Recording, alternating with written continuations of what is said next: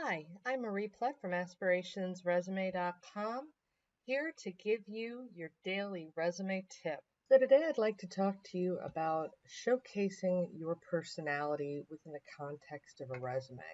A lot of times when we look at resumes, we think of just very professional, very stiff documents, and they don't have to be. They can talk about who you are.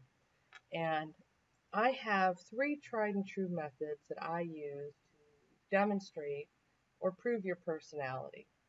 The first one is storytelling. And granted, now, unlike a lot of resume writers, I like to incorporate visuals as well. So for this one, this was a client who was a new student and wanting to entering nurse, and I'm never going to pronounce this right, anesthetist, anesthesiologist, basically, program.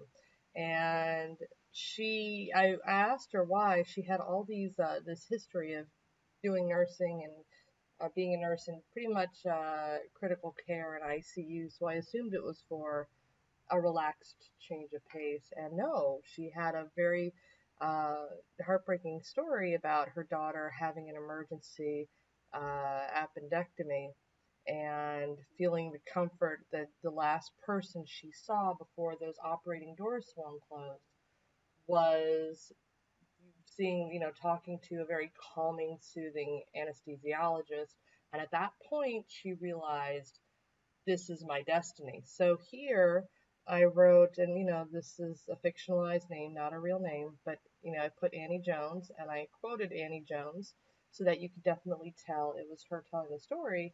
But it says, my daughter had to undergo an emergency operation. A very calming and empathetic anesthesiologist was the last person I saw before the doors closed behind me and my child. And it was in that moment that I realized anesthesiology was my calling.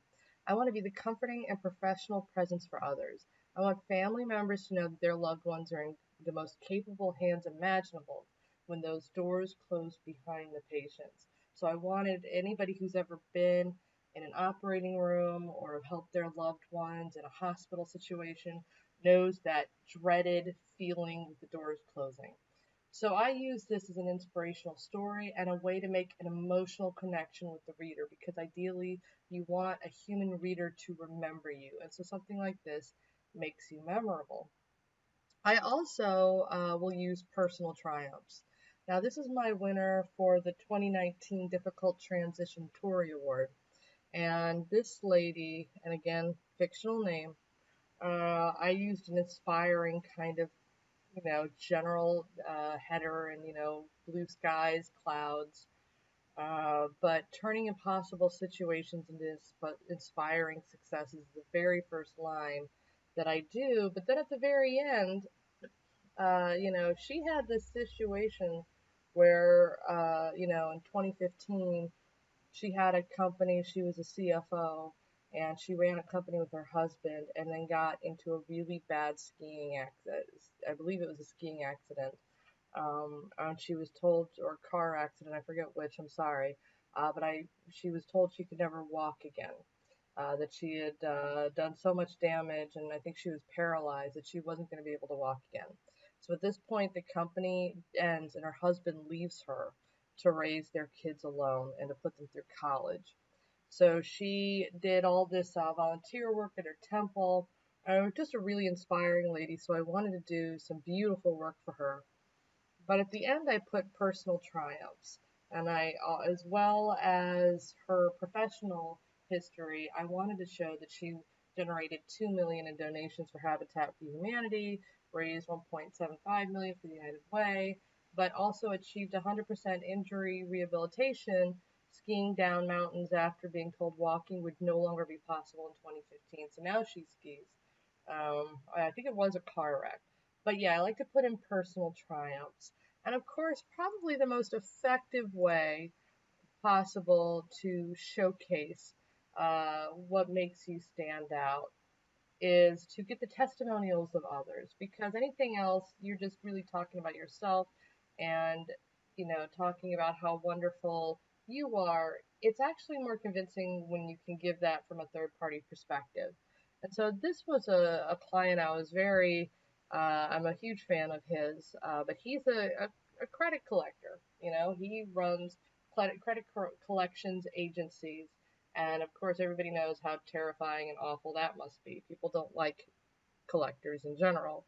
But so what I did was I added all of these testimonials. He kind of really stood out to me that he had people that he was collecting from sing his praises. Now, who has that? So this was more of a uh, boss talking about. Nathan is detail-oriented risk leader with an excellent grasp of the big picture of balancing risk versus rewards. He grows profits, but not at the expense of sacrificing his humanity. He always strives to find win-win situations by exploring all viable alternatives. So I started off with this one, which is a former boss, because I wanted to show that his approach was practical and that he wasn't just like losing money being nice to people. And then later in his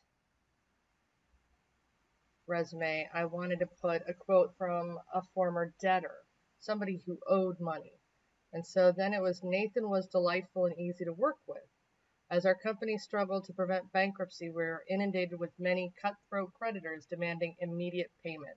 Nathan was the only creditor I enjoyed talking to, and he even helped me prioritize payments. Because of him, I made sure we paid off his employer first.